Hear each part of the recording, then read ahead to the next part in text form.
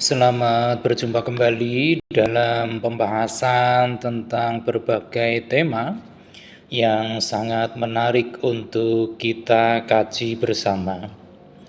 Dan pada kesempatan kali ini kita akan membahas salah satu topik yang sangat menarik, yaitu topik ataupun tema tentang pola pikir, di mana pola pikir ini merupakan suatu kumpulan keyakinan yang membentuk atau membangun cara berpikir manusia untuk memahami dunia dan dirinya sendiri. Itu adalah pola pikir. Selanjutnya, di dalam pola pikir manusia itu ada beberapa jenis yang bisa kita pelajari bersama, yaitu jenis dari pola pikir yang pertama adalah pola pikir tetap, atau istilahnya adalah fixed mindset, di mana pola pikir tetap atau fixed mindset ini adalah suatu pola pikir yang meyakini bahwa bakat, kemudian kecerdasan, kemampuan dan karakter seseorang merupakan sesuatu yang telah ditetapkan sejak dia lahir dan tidak dapat berkembang. Ini adalah jenis yang pertama, yaitu pola pikir tetap atau fixed mindset. Kemudian jenis yang kedua yaitu adalah pola pikir berkembang, atau dalam istilahnya sering disebut dengan growth mindset, di mana pola pikir berkembang atau growth mindset ini merupakan suatu pola pikir dari seseorang yang memiliki keyakinan bahwa kemampuan dasar kita sebagai manusia dapat dikembangkan melalui kerja keras dengan berlatih, dan prinsipnya adalah bakat hanyalah merupakan titik awal saja. Itu tadi dua jenis pola pikir yang mungkin di antara kita pasti masuk ke dalam salah satunya. Kemudian dari dua jenis pola pikir tadi, tentu kita ingin mengerti jika seseorang ataupun kita itu termasuk dalam golongan pola pikir tetap atau fixed mindset. Apa yang menjadi dampak bagi diri kita jika kita masuk dalam kelompok orang yang termasuk fixed mindset atau memiliki pola pikir tetap? Maka kita itu ada suatu kecenderungan yang pertama, bahwa orang itu atau kita yang masuk dalam golongan fixed mindset ini akan percaya bahwa kecerdasan dan bakat itu bersifat statis.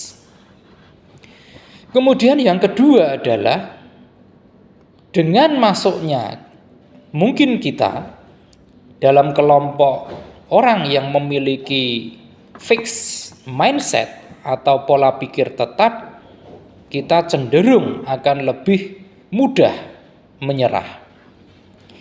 Yang ketiga adalah kita juga akan cenderung untuk menghindari tantangan, untuk menghindari kegagalan. Yang keempat, yaitu kita akan percaya bahwa berusaha itu tidak ada artinya.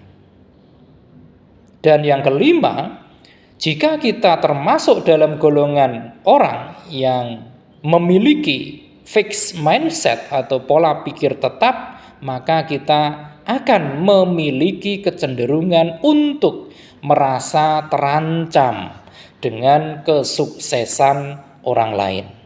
Nah, tentu masih ada dampak-dampak yang lain jika kita masuk dalam golongan orang-orang yang memiliki pola pikir tetap atau fixed mindset.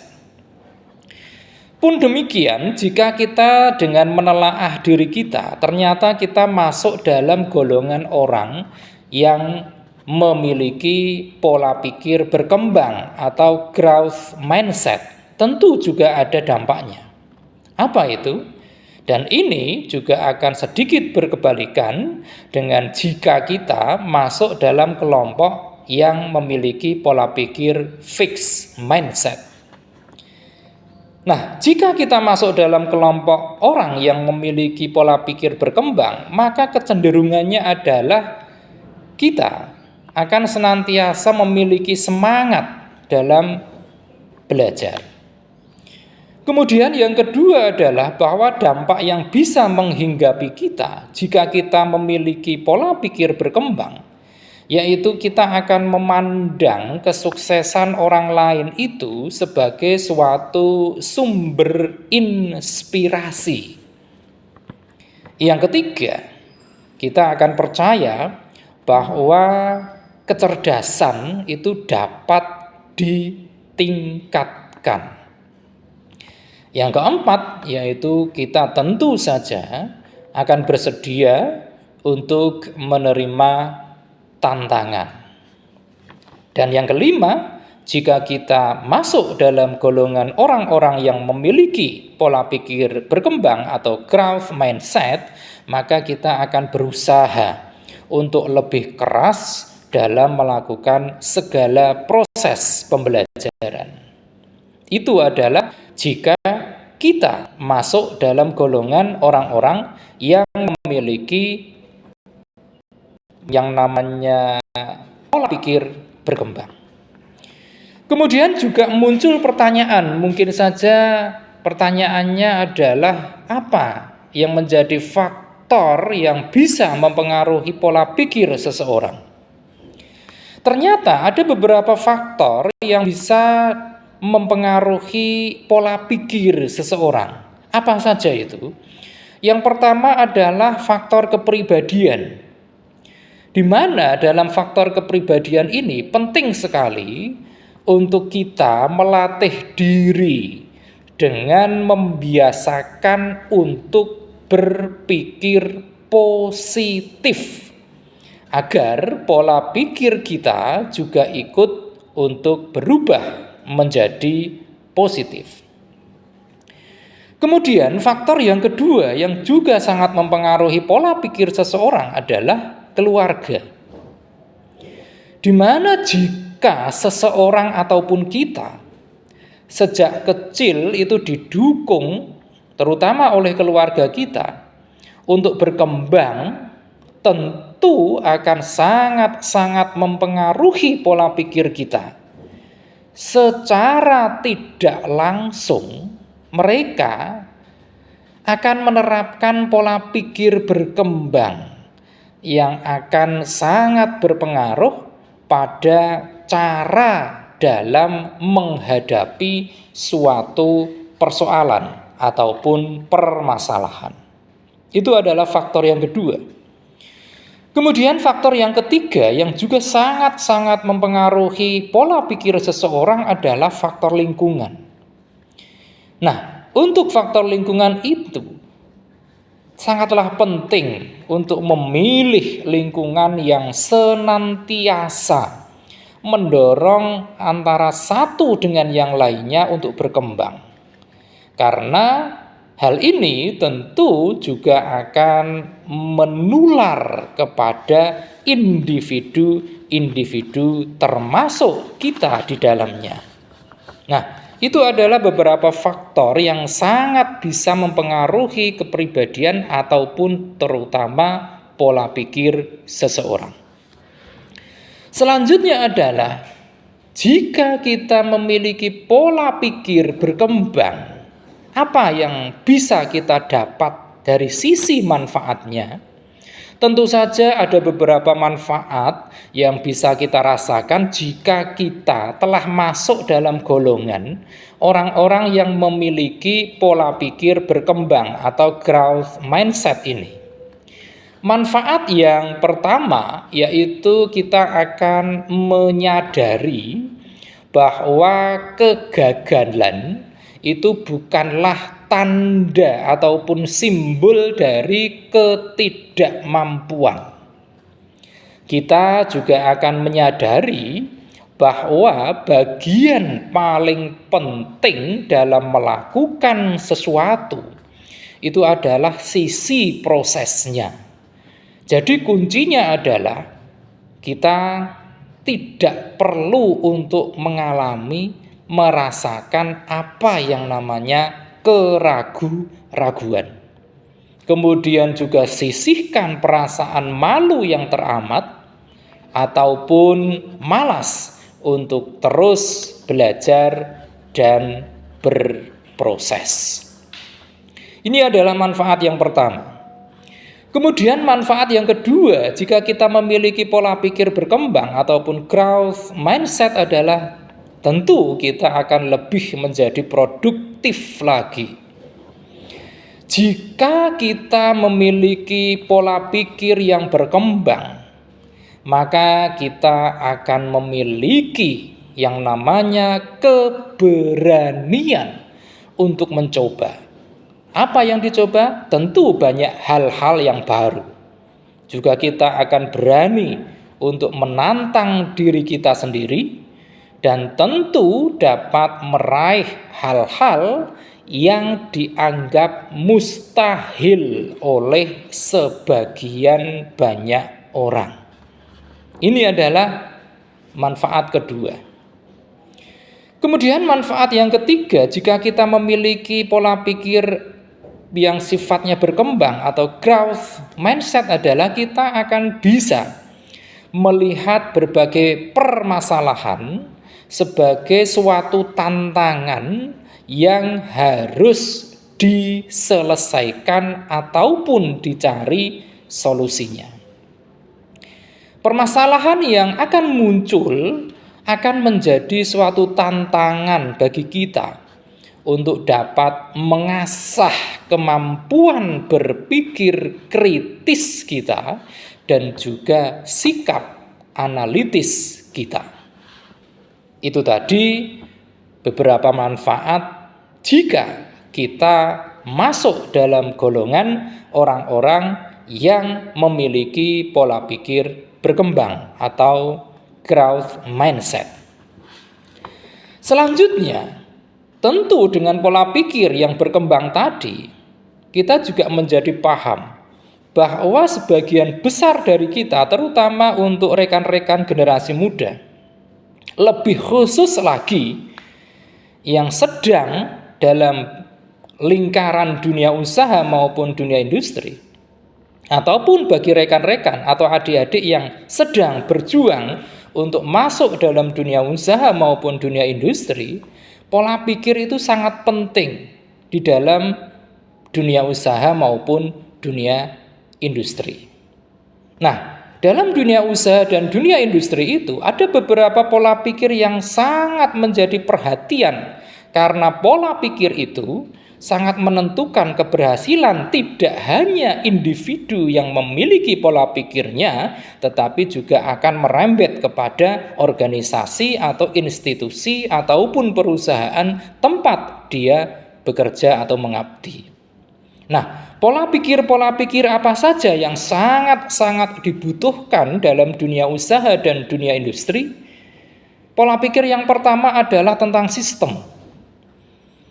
Bahwa di dalam pola pikir tentang sistem ini, kita harus mampu untuk mengambil berbagai sudut pandang dalam rangka menyelesaikan berbagai permasalahan, karena semua dari permasalahan itu akan terhubung antara satu dengan yang lainnya. Ini adalah pola pikir yang pertama. Kemudian pola pikir kedua yang sangat dibutuhkan dalam dunia usaha dan dunia industri adalah pola pikir tentang pemecahan masalah. Di mana dalam hal pemecahan masalah ini kita harusnya secara aktif untuk terus mencari solusi dengan fokus pada hasil dan bagaimana mempengaruhinya secara positif. Ini yang kedua. Kemudian pola pikir yang ketiga yaitu pola pikir kreatif. Di mana dalam pola pikir kreatif ini kita selayaknya mampu untuk melihat situasi dengan cara-cara baru.